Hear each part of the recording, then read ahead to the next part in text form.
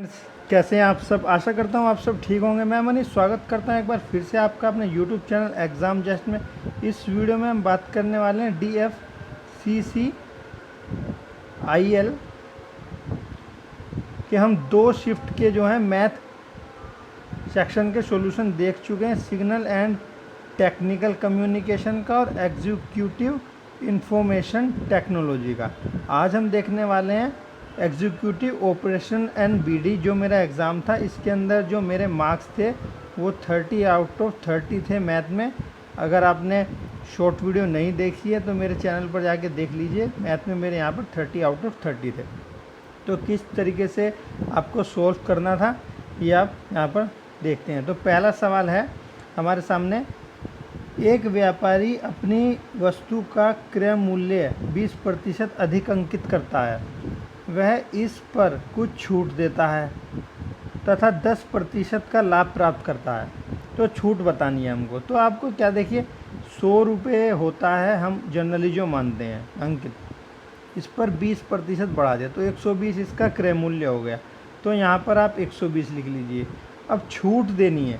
छूट देने के लिए क्या होगा, आप सभी को पता होगा पहले से कि 100 माइनस x डिवाइडेड बाय 100 अगर हम कर देते हैं तो ये छूट हो जाता है। ये 100 है इजिकल टू में उसने क्या कहा है कि 10% का लाभ। ये तो बढ़ा के लिखा है, लाभ किस पर आएगा, जो एक्चुअल वैल्यू है। तो 100 पर 10% का यहाँ पर लाभ करेंगे तो ये 110 हो जाएगा। यहाँ से x की वैल्यू इजीली निकाल लेंगे।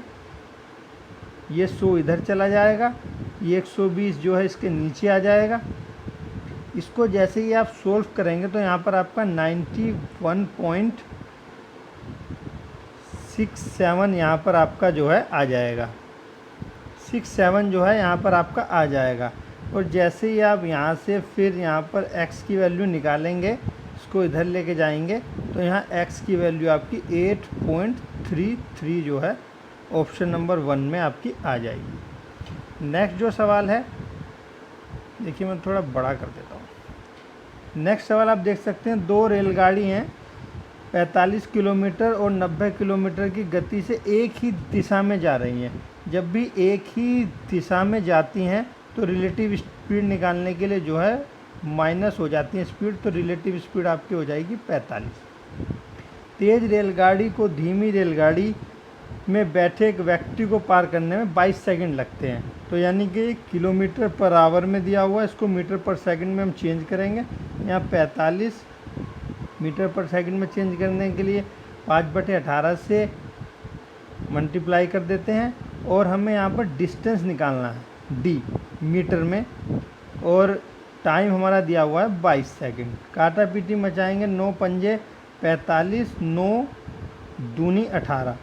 इसको यहाँ काटूंगा तो ये जाएगा 11, यानी कि 25 मल्टीप्लाई बाई 11 करेंगे तो हमारा डिस्टेंस आ जाएगा। इसको अगर मैं 25 को 11 से डिवाइड करूँ मल्टीप्लाई करूँगा तो 275 हमारा राइट आंसर है, यहाँ पर आ जाएगा। नेक्स्ट जो सवाल है, देखिए ये जो सवाल था ये बहुत ही ज़्यादा कैंडिडेटों को परेशान करने वाला था उस दिन भी। राजेश अकेले एक दिन में 2 घंटे कार्य करता है और ये 4 दिन में कार्य पूरा कर लेता है। तो एक दिन में 2 घंटे कार्य करके 4 दिन में कार्य पूरा कर लेता है। आरती जो है अकेले उसी कार्य को प्रतिदिन 12 घंटे का काम करके 2 दिन में पूरा करती है।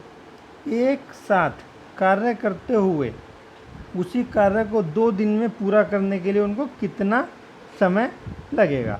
तो यहाँ पर अगर मैं टोटल वर्क निकालता हूँ तो इसको इससे मल्टीप्लाई करके राजेश का 8 आ जाएगा और आरती का जो यहाँ पर आ जाएगा 24। तो मैं दोनों को टोटल वर्क को यहाँ बराबर कर लेता हूँ 24।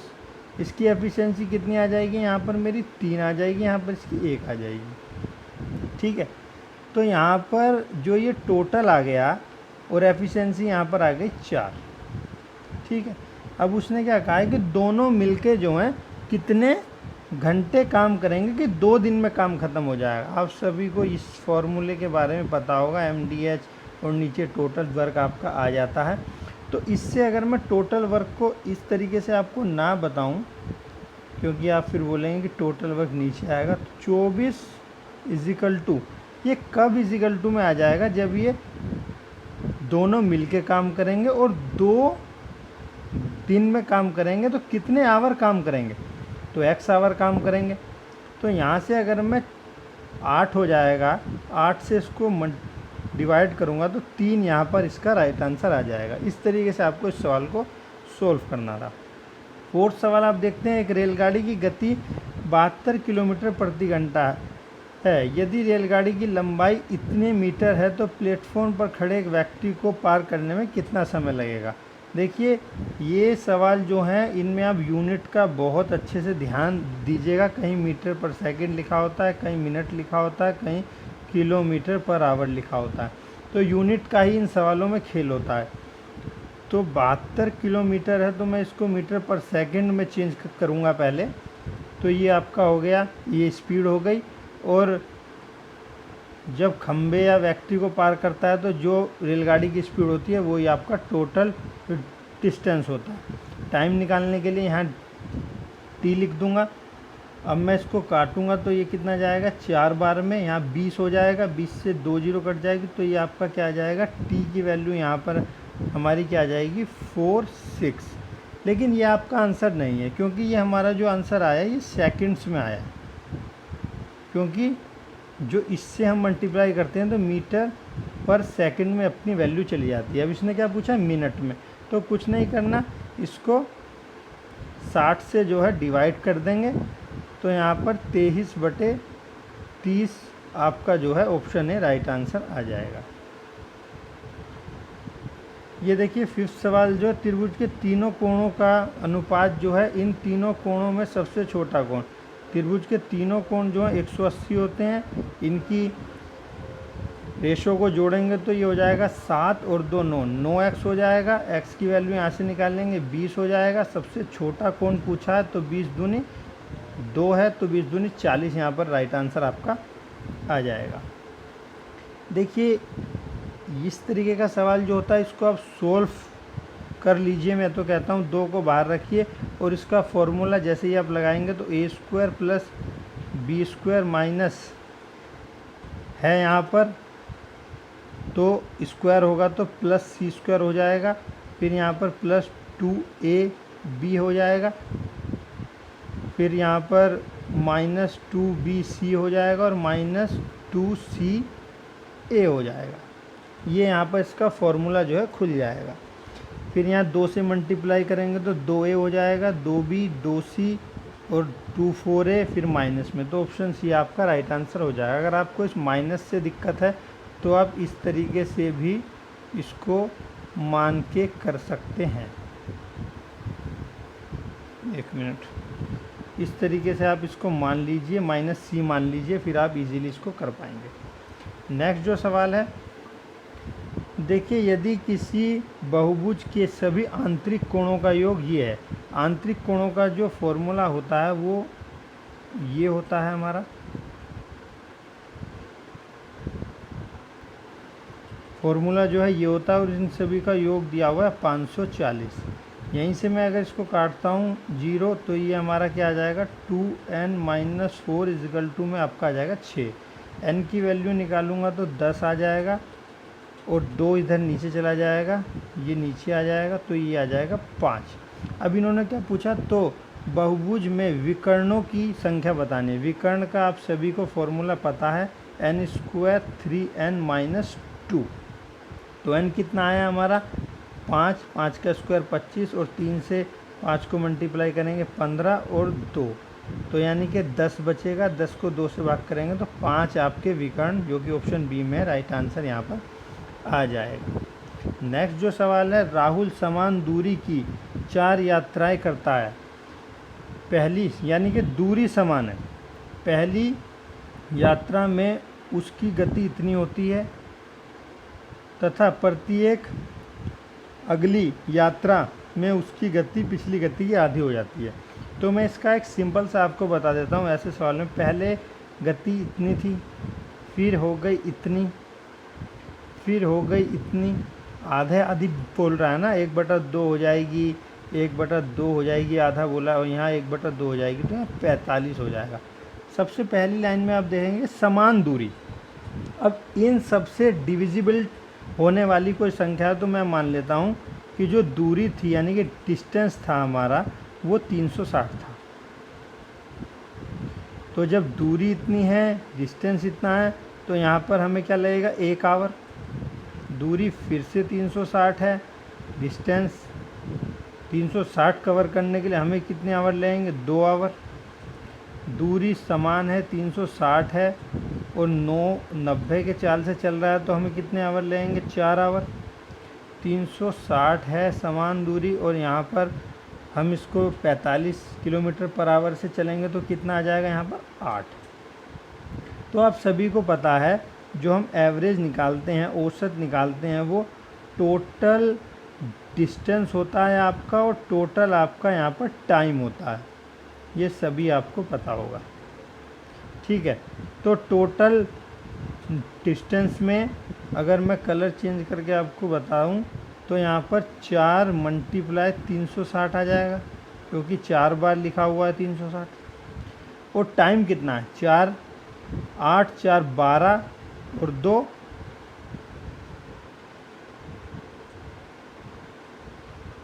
14 और 1 15 यहाँ पर आ जाएगा आपका।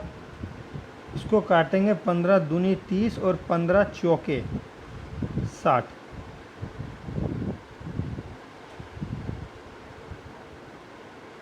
ठीक है, 24 आ जाएगा। 24 को जब हम 4 से मल्टीप्लाई करें तो 96 आपका जो है एवरेज स्पीड निकल कर आ जाएगी। नेक्स्ट जो सवाल है इसमें है कि एक दीवार को पूरा करने में M को अकेले N से इतने अधिक समय लगता है। अधिक का अगर निकालना हो तो इस तरीके से हम करेंगे, 1 को 8 लगते हैं 5, यानी कि M को अकेले N से इतना अधिक समय लगता है। यहाँ M लिखता हूँ, यहाँ N लिखता हूँ, तो M को ज़्यादा समय लगता है N से। ये 5 दिन में करेगा तो ये 8 दिन में करेगा। यदि दोनों मिलाकर दीवार को 20 दिन में पूरा करते हैं तो N अकेले कितने दिन में कर देगा। तो देखिए ये हमारा जो आया है ये X मान लेता हूँ मैं। सिंपल हम करेंगे, कोई इसके अंदर फॉर्मूले की कोई किसी की ज़रूरत नहीं है अभी तक। यहाँ 8 पंजे 40 आ जाएगा, ठीक है। यहाँ आपका 5 आ जाएगा, यहाँ आपका 8 आ जाएगा और यहाँ पर आपका x बचेगा। ये इसको 20 का 20 रहेगा। यहाँ से अगर मैं x की वैल्यू निकालूंगा तो ये 2 कट जाएगा, यानी कि 13/2 x की वैल्यू यहाँ पर आपकी आ जाएगी। उसने क्या बोला है, n कितने समय में कार्य करेगा। n की एफिशिएंसी कितनी है भाई, 5। तो 5 को जब मैं 13/2 से मल्टीप्लाई करूँगा तो 65/2 ए ऑप्शन में आपका राइट आंसर आ जाएगा। इस तरीके से आपको इस सवाल को करना है। यदि p का p% इतना है तो बताना है। तो इसमें कुछ नहीं करना, p का p%। इस तरीके से हो गया। 576 है तो p की वैल्यू बतानी है, तो यहाँ p² हो गया। ये 576 × 100, ये इधर चला जाएगा। कुछ नहीं करना, मल्टीप्लाई नहीं करना। ये आपका 24 का स्क्वायर है और ये आपका 10 का स्क्वायर है। जोड़े में से एक बाहर निकल जाता है जब मैं इसमें रूट लूँगा तो एक 24 बाहर आ जाएगा और एक 10 बाहर आ जाएगा, तो 240 जो है आपका राइट आंसर यहाँ पर आ जाएगा। नेक्स्ट सवाल देखते हैं।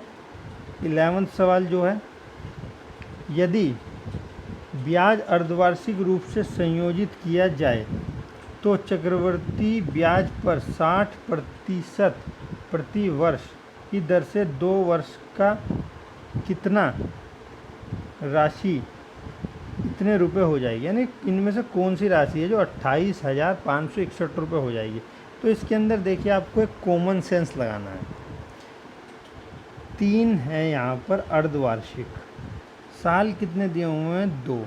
अर्धवार्षिक में 4 हो जाएंगे, साल हो जाएंगे 4 और रेट हो जाएगी आपकी 8, ठीक है। अब देखिए अप्रोक्स में आप जा सकते हैं, कंप्लीट निकालने जाएंगे कंप्लीट भी निकाल सकते हैं, लेकिन इन्होंने क्या कहा है कि अर्धवार्षिक रूप से निकालनी है। तो मैं आपको एक रेट बता देता हूँ कि आप यहाँ से ऐसा करिए, 4 साल की सक्सेसिव निकाल लीजिए। सक्सेसिव का मतलब होता है, सक्सेसिव आप जैसे ही 4 साल की निकालेंगे तो यहाँ कितना आ जाएगा आपका 69, ये 2 साल की हो जाएगी। फिर 2 साल की और निकालेंगे सक्सेसिव, ये तीसरे साल की सक्सेसिव आ जाएगी अपनी।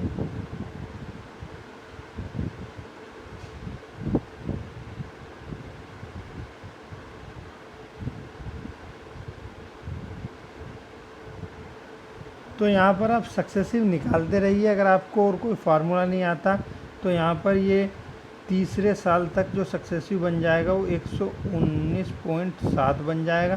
फिर इसी प्रकार से 119.7 प्लस 30 प्लस यहाँ पर 119 को 7 से मल्टीप्लाई करेंगे, 30 से मल्टीप्लाई करेंगे और डिवाइड कर देंगे 100 से, तो यहाँ पर आपका आ जाएगा 3591 डिवाइडेड बाय 100।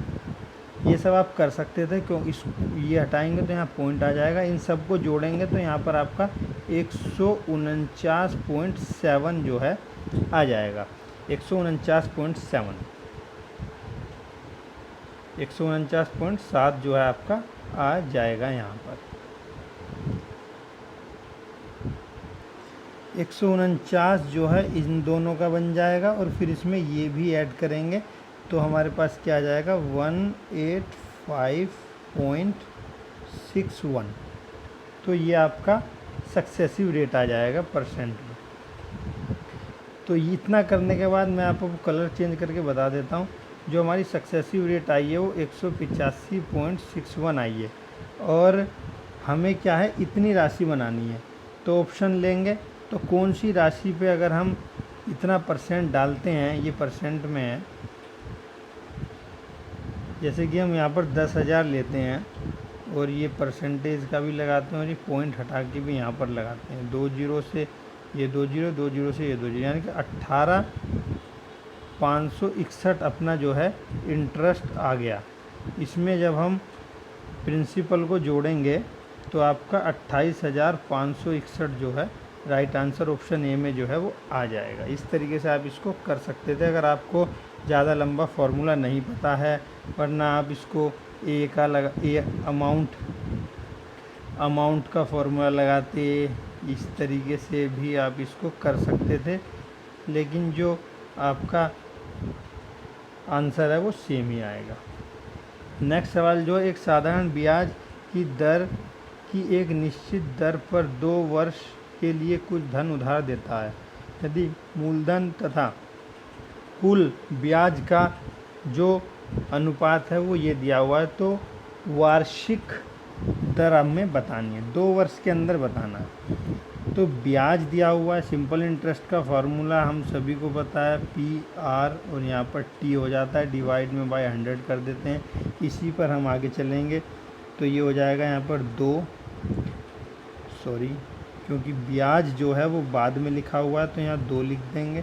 मूलधन 5 लिखा हुआ है, मल्टीप्लाई बाय R हमें निकालना है, टाइम 2 दिया हुआ है, तो यहाँ पर हम इस तरीके से करेंगे। मैं यहाँ पे x भी लिख सकता हूँ, यहाँ भी x लिख सकता हूँ, लेकिन वो बाद में भी कट जाएगा तो इसलिए मैंने लिखा नहीं था।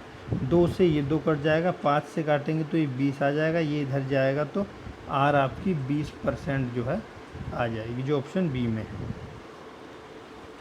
नेक्स्ट सवाल जो है इतने तथा इतने के बीच मध्य समानुपात निकालना है। मध्य समानुपात में आपको क्या करना होता है, दोनों को मल्टीप्लाई करके रूट निकालना होता है। तो रूट निकालने के लिए मैं यहाँ 6 दूनी 12 कर दूंगा, 6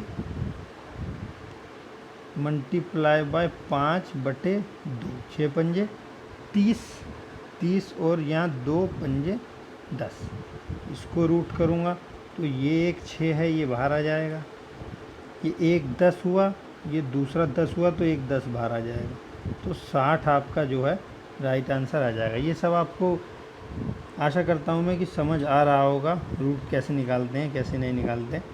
नेक्स्ट जो सवाल है वो वेरी इजी सवाल है। साइन 27 कोस 68 साइन 22 कोस 63। किसी भी एक को चेंज करेंगे हम, जैसे कि हम इसको चेंज करेंगे तो यहाँ ऊपर आ जाएगा साइन 27 मल्टीप्लाई चेंज करने का आपको पता ही है कोस 90 माइनस 22 अगर मैं करूँगा तो 68 आ जाएगा। और यहाँ पर साइन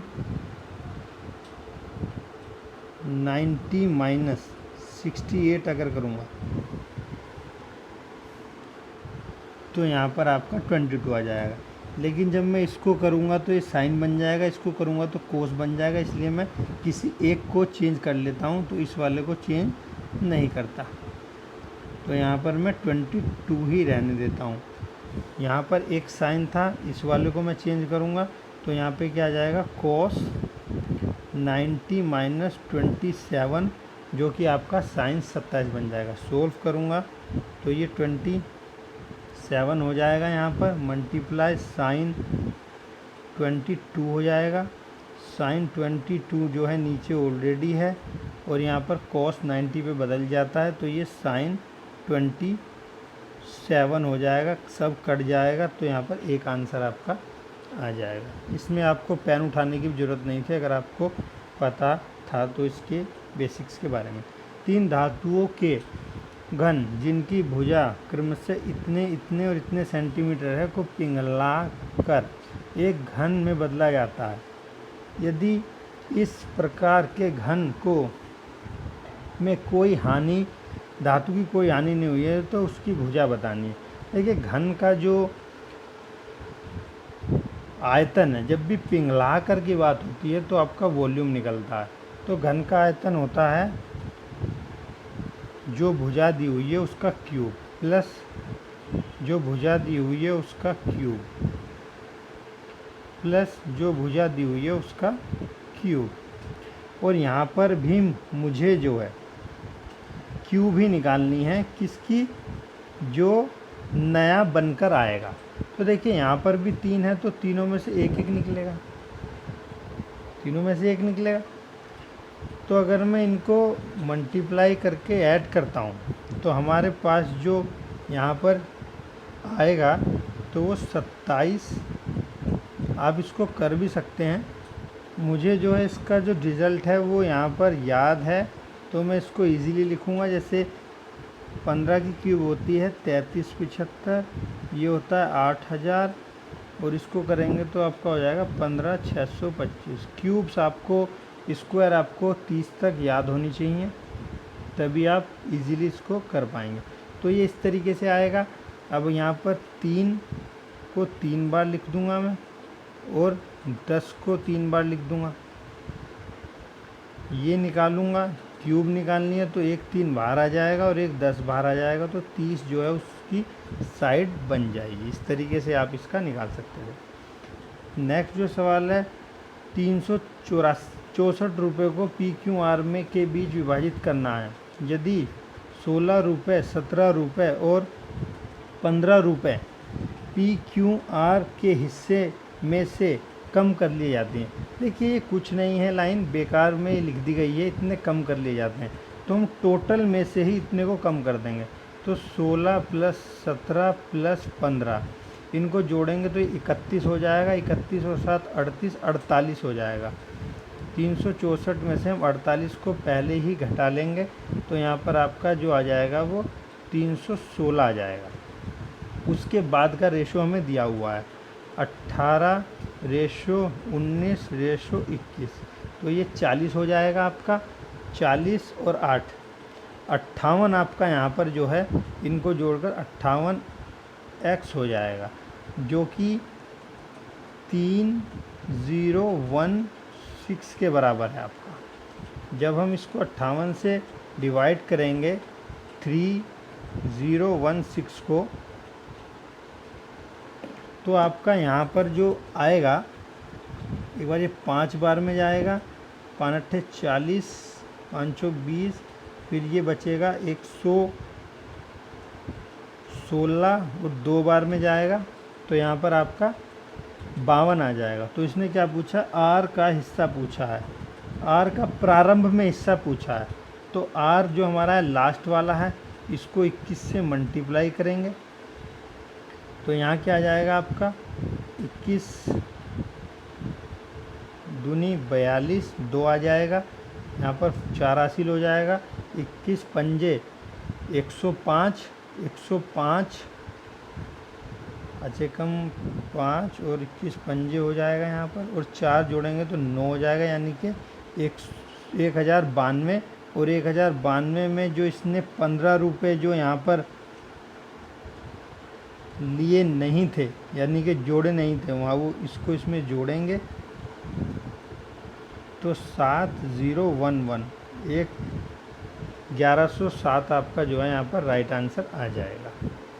नेक्स्ट सवाल हम देखते हैं, 3 विभिन्न संख्याओं का लघुत्तम ये है, निम्न में से कौन सा उनका महत्तम समावर्तक नहीं हो सकता। तो देखिए 80 को जो काट देगा वो उसका महत्तम समावर्तक हो सकता है, जो नहीं काटेगा वो नहीं। 10 काट सकता है, 20 काट सकता है, 40 काट सकता है, 6 नहीं काट सकता, क्योंकि 6 80 को नहीं काट सकता, इसलिए ये इसका लघुत्तम समावर्तक या HCF जो है नहीं हो सकता।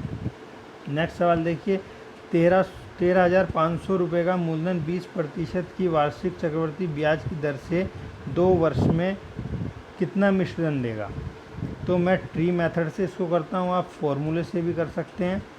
तो देखिए ये इसका इतना जो है राशि है, 20% का मतलब है 1/5, तो 5 दूनी 10 और 5 सत्ते 35, ये यहाँ पर 2700 हो जाएगा, ये यहाँ पर फिर से 2700 हो जाएगा, ये पहले वर्ष का, ये दूसरे वर्ष का। फिर 2700 पे एक 5% और लेंगे, यहाँ पर 5 पंजे 25 हो जाएगा, 5 चौक 20 और 2, तो ये कितना हो जाएगा। इन सभी को अगर हम टोटल करेंगे तो ये आपका हो जाएगा 5400, और यहाँ 540 और ऐड करेंगे 0495, इसको हम ऐड करेंगे 13,500 में। 13,500 में करेंगे तो 0 यहाँ पर 4 आ जाएगा, यहाँ पर फिर से 4 आ जाएगा, एक हासिल होगा, 8 और 1 9, और यहाँ पर 1, 19,440 रुपये आपका ऑप्शन डी जो है राइट आंसर आ जाएगा। नेक्स्ट जो सवाल है आपका, ये आप देख सकते हैं, यदि 2AB 2BC 2BCA इतना है तो मैं इसको ऐसे लिख सकता हूँ, AB + BC + CA बराबर 24 है। इसको मैं यहाँ से हटा दूँ, अगर 2 को मैं इसको नीचे ले जाऊँ यहाँ पर, तो ये इसको डिवाइड करके यहाँ 12 बना देगा, ये यहाँ से फिर हट जाएगा, तो इसकी वैल्यू हमारे पास जो है आ जाएगी। और इसके बाद आप सभी को पता है कि ये A + B + C का होल स्क्वायर लिखा हुआ है, जो A + A² B² की वैल्यू जो है 50 दी हुई है, plus 2 bracket A B C और CA की वैल्यू यहाँ पर मैंने 12 निकाल ली है, तो यहाँ पर मैं 12 रख दूँगा, 50 2 × 12 24 हो जाएगा। 24 को अगर मैं इसमें जोड़ूंगा तो 74 यहाँ पर आंसर हो जाएगा, जो इसकी वैल्यू है, और यही हमसे पूछी गई है, जो ऑप्शन डी में है। नेक्स्ट सवाल जो है आपका, किसी वस्तु का क्रय मूल्य का 40% उसके विक्रय मूल्य का 30% है। इन सवालों में जैसा जैसा बोला जाता है वैसा वैसा लिखिए। क्रय मूल्य को मैं कैसे दिखाऊंगा, 40%, और विक्रय मूल्य को मैं बी से दिखाऊंगा 30%। 0 से ये 0 कट गया, 3 से ये 4 कट गया। अब यहाँ से क्रय मूल्य और विक्रय मूल्य का रेशो ले लिया मैंने 3:4। 3 में कोई चीज़ खरीदी है, 4 में बेची है, तो यानी कि 1 का प्रॉफिट हुआ है, और प्रॉफिट हमेशा किस पे होता है, क्रय मूल्य पर। परसेंटेज के लिए यहाँ पर 100 लगा देंगे, तो यहाँ पर आपका 33.33 जो है राइट आंसर आ जाएगा, ऑप्शन बी। नेक्स्ट सवाल जो है आपका, बहुलक माध्यिका आपको दी हुई है, आपको इनका जो है माध्य निकालना है। फॉर्मूला आपको नहीं भी पता तो मैं आज सिखा दूंगा इसका। मोड बोलते हैं, मीडियन बोलते हैं, माइनस में यहाँ पर आता है मीन। देखिए इसके अंदर 6 संख्या होती हैं, इसका आधा करेंगे तो 3 इसके आगे लगा देंगे। इसके अंदर 4 संख्या होती है, इसका आधा करेंगे, यहाँ पर इसके आगे 2 लगा देंगे। ये बन गया आपका फॉर्मूला। बहुलक दिया हुआ है 66, इसको बहुलक बोलते हैं, इसको मीडियन बोलते हैं और इसको माध्य बोलते हैं। फिर यहाँ पर 3 मल्टीप्लाई बाय 42 आपका माध्यिका दी हुई है, -2 मीन जो है हमें निकालना है। इसको मल्टीप्लाई करूँगा तो यहाँ कितना आ जाएगा 6 और यहाँ 6 तिया 12, यानी कि 126 आ गया। इसको इधर ले जाऊँगा तो ये घटेगा, आपका कितना बचेगा 60, लेकिन माइनस का, और यहाँ पर माइनस का 2m ऑलरेडी है। m निकालेंगे तो ये इधर आ जाएगा, माइनस से माइनस कट जाएगा तो 30 यहाँ पर आपका राइट आंसर आ जाएगा। नेक्स्ट सवाल जो है, एक आयत का परिमाप इतना है। आयत का परिमाप हम सभी लोग जानते हैं, एक मिनट। आयत का परिमाप जो है हम सभी लोग जानते हैं, एल बी बराबर ये दिया हुआ है, तो एल बी यहाँ से निकाल लेंगे 11, और क्या बोला है, तथा लंबाई 1 सेंटीमीटर है, आयत का क्षेत्रफल बताना है। अब लंबाई 1 सेंटीमीटर है, यहाँ 1, तो बी कितना आ जाएगा, बी आ जाएगा अपना 10, और जब बी अपना इतना आ गया, लंबाई अपनी 1 है, आयत का क्षेत्रफल क्या होता है, एल मल्टीप्लाई बाई बी, यानी कि 10 मल्टीप्लाई बाई 1, तो 10 आपका राइट आंसर आ जाएगा। इस सवाल में आपको दिक्कत हुई हो या ना हुई हो, लेकिन आज के बाद नहीं होगी। सिंपली कुछ नहीं करना, 36 को ऊपर लिख दीजिए। जितनी भी जीरो आपको दिख रही हैं, जितनी भी जीरो आपको दिख रही हैं, जैसे इसमें 2 4 6 जीरो हैं, रूट से बाहर निकालेंगे तो 3 जीरो लगा देंगे, फिर इसको 0.123, ये आंसर इसका राइट आंसर ऑप्शन सी है। इस तरीके से आप इसको कर सकते थे। नेक्स्ट जो सवाल है आपका, एक बेलन जिसके आधार की त्रिज्या 21 है और ऊंचाई जो है 35 है, 2 समान बेलन प्राप्त करने के लिए इसकी ऊंचाई पर समद्विभाजक ज्ञात कीजिए, कुल पृष्ठीय क्षेत्रफल में कितने प्रतिशत की वृद्धि होगी। तो इसके अंदर देखिए, आप सवाल पढ़ चुके हैं। क्या करना है, त्रिज्या दी हुई है, बेलन दिया हुआ, हाइट दी हुई है, कुल पृष्ठीय क्षेत्रफल में अंतर बताना है। और ये इम्पोर्टेंट लाइन है कि हाइट को तोड़ दिया गया है, यानी कि हाइट 35 है तो उसको 17.5 कर दिया गया है, तो कुल पृष्ठीय क्षेत्रफल जो है उसमें बदलाव आएगा। तो पृष्ठीय क्षेत्रफल कुल होता है 2πr h + r, ये आप याद रखिएगा। मैं डायरेक्ट फार्मूला लगाऊंगा यहाँ पर, कलर आपको चेंज करके बताता हूँ। देखिए 2 पाई को मैं ऐसे ही रखूँगा, यहाँ पर क्या आ जाएगा हमारा r है 21, और यहाँ पर क्या हो जाएगा 21 + 35 बराबर में।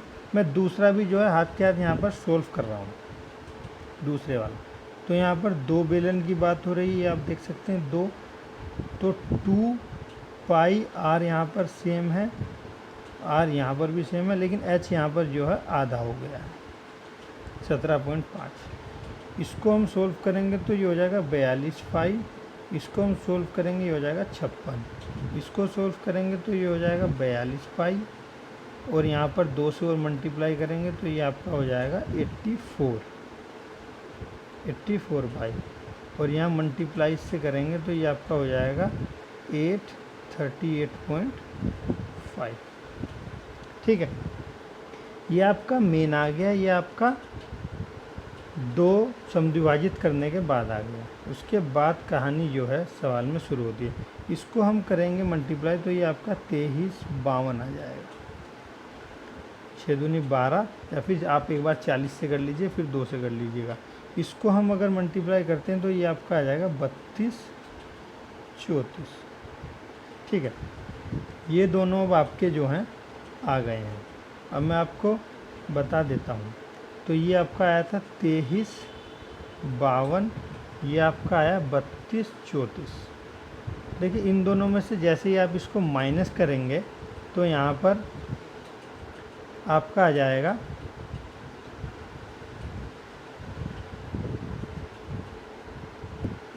तो आपका यहाँ पर आ जाएगा 882। वृद्धि में हमेशा आपको पता होगा कि कम वाला लेते हैं, अगर यहाँ पे कमी होता तो ज़्यादा वाला लेते, तो कमी पर ही वृद्धि तो होती है और यहाँ पर शो कर देंगे। इसको जब आप सोल्व करेंगे यहाँ पर, तो आपके पास 37.5 जो है वृद्धि प्रतिशत आ जाएगा। आप इसको सोल्व कर लीजिएगा। 2 से काटेंगे, 4 4 1 हो जाएगा, 2 2 7 6। फिर यहाँ पर आप इसको 2 से काट सकते हैं। इस तरीके से काटते रहेंगे तो 37.5 आपका यहाँ पर आ जाएगा। नेक्स्ट सवाल है कि यदि संख्या इतनी को 48 से, 48 का मतलब है या तो वो 6 से भाग हो या फिर 8 से भाग हो। 1 मिनट, या तो वो 6 से भी भाग होगी और वो 8 से भी भाग होगी। तो 8 से भाग होने की ट्रिक आपको पता है कि लास्ट की 3 डिजिट जो है वो डिवाइड होनी चाहिए। तो मैं 9 मान लिया यहाँ पर, 8 तिया 24 आएगा, यहाँ पर फिर से 2 आ जाएगा, तो यहाँ पर 4 आएगा। तो यानी कि Q की जो वैल्यू है वो हमारे पास आ गई भाई 4।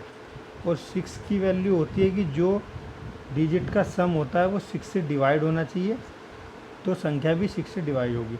तो हम जोड़ेंगे 9 5 9 6 15, 18 18 2 20, 20 और 6 26 और 30 प्लस P आ गया है। तो 6 से डिवाइड करने के लिए यहाँ पर क्या होगा, हमारे पास न्यूनतम संख्या बोला है, तो यहाँ पर मैं 6 नहीं जोड़ूंगा क्योंकि 6 तो इसकी 36 मैक्सिमम संख्या हो जाएगी। न्यूनतम के लिए मैं यहाँ पर 0 लूँगा और P प्लस Q अगर बताऊँगा तो 0 प्लस 4 बताकर और ऑप्शन डी पर 4 मारकर जो है निकल जाऊँगा। ये भी चीज़ें आपको देखनी होती हैं। नेक्स्ट जो सवाल है वो देख सकते हैं आप, XYZ की औसत आयु इतनी दी हुई है। तो यहाँ पर आप देख सकते हैं X, Y और Z का जो टोटल आ जाएगा 117, X और Y का दिया हुआ है 37 4, तो यहाँ Z में निकाल लूँगा 43 आ जाएगा। Y और Z का दिया हुआ है टोटल 66 आ जाएगा। अगर मैं 66 को इसमें से माइनस करता हूँ तो यहाँ से अपना X आ जाएगा 51, X और Z को प्लस करता हूँ, X और Z को प्लस करता हूँ तो यहाँ पर मेरा आ जाएगा 94। और यहाँ से Y निकालने के लिए 117 माइनस 94 करता हूँ तो 23 जो है मेरा राइट आंसर यहाँ पर आ जाएगा। नेक्स्ट सवाल देखते हैं जो कि बहुत ही इजी सवाल है, अलजेब्रा का सवाल है। यहाँ पर क्या स्क्वायर करेंगे, x square plus x square आ जाएगा, यहाँ 2 आ जाएगा, 144 ये इधर आ जाएगा, ये 2 माइनस हो जाएगा, 142 यहाँ पर आपका राइट आंसर जो है आ जाएगा। नेक्स्ट सवाल है, दीपा का वेतन राजू के वेतन से 20 ट्विस्ट कर दिया गया। दीपा और राजू 6 और 5 हो गया, 18,000 जो है उसके वेतन का 48% है। तो 48% की जो वैल्यू है वो 18 दी हुई है, 18,000 सॉरी। तो 18 से काटूंगा तो 6 8 48 और 6 तिया 18, तो यहाँ 3,000 आ जाएगा। फिर इसको ये परसेंटेज का 100 वहाँ पर जाएगा, 3,000 मल्टीप्लाई ये हो जाएगा। तो मैं इसको 8 से डिवाइड करूँगा तो 8 तिया 24 आ जाएगा, 60 बचेगा, 8 7 56 8 पंजे 40, तो 56 8 पंजे 40। तो ये आपका यहाँ पर 37,500 जो है आ जाएगा। तो यहाँ पर राजू का वेतन हमको बताना होगा है, ये हमारा वेतन दीपा का आया है। 1 यूनिट के निकालने के लिए हमें 6 से इसको डिवाइड करना पड़ेगा। तो 6 दूनी ये हमारा जो है 1 यूनिट आ जाएगा। इसको फिर 5 से मल्टीप्लाई करके राजू का निकालना होगा। 5 0 0 5 पंजे 25 का 5, 5 0 0 5 पंजे 25 का 5, 2 5 दूनी 10 2 12 5 31 और 31 31 250, 31 250 आपका आंसर यहाँ पर आ जाएगा। ये A B B C C D और ए बी सी का पूछा है तो यहाँ लिखो direct A B C D. 3 2 2 3 4 1 1। Last वाले जितने भी हैं उसको रिपीट कर देते हैं, ये आप सभी को पता है। ये कितना आ जाएगा, 8 तिया 24, 8 दूनी 16, 4 24 और यहाँ कितना आ जाएगा भाई 6। तो इसने क्या बोला ए हमारा क्या है 24 है, सी हमारा क्या है 24 है, डी हमारा क्या है 6 है। तो सोल्व करेंगे तो 441 आपका राइट आंसर जो है आ जाएगा। लास्ट सवाल ये है आपका 33 संख्याओं का औसत इतना है। तो 33 संख्याओं का टोटल हमारा हो जाएगा 165। यदि प्रत्येक संख्या को 2 गुना कर दिया जाता है तो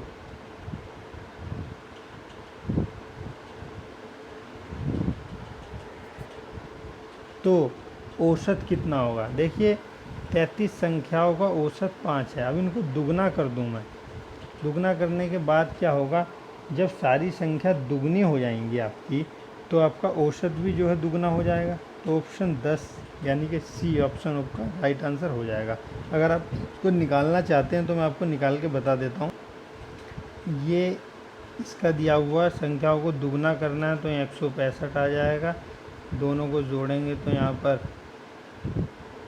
330 आ जाएगा। टोटल संख्या 33 है, उसको डिवाइड कर देंगे तो 10 आपका राइट आंसर आ जाएगा। आशा करता हूँ कि आपको ये वीडियो अच्छी लगी होगी। अगर आपको अच्छी लगी हो तो चैनल को सब्सक्राइब करके बेल आइकन को ज़रूर प्रेस कर दीजिएगा, वीडियो को लाइक कर दीजिएगा और ज़्यादा से ज़्यादा शेयर कर दीजिएगा। अगर आपको वीडियो हेल्पफुल लगे, कोई दिक्कत हो किसी सवाल में तो आप कमेंट में मुझे पूछ सकते हैं। टेलीग्राम चैनल को ज्वाइन कर लीजिएगा। वीडियो के डिस्क्रिप्शन में और कमेंट बॉक्स में जो है टेलीग्राम का लिंक है। तो इस वीडियो में बस इतना ही, मिलते हैं नेक्स्ट वीडियो में, तब तक के लिए धन्यवाद।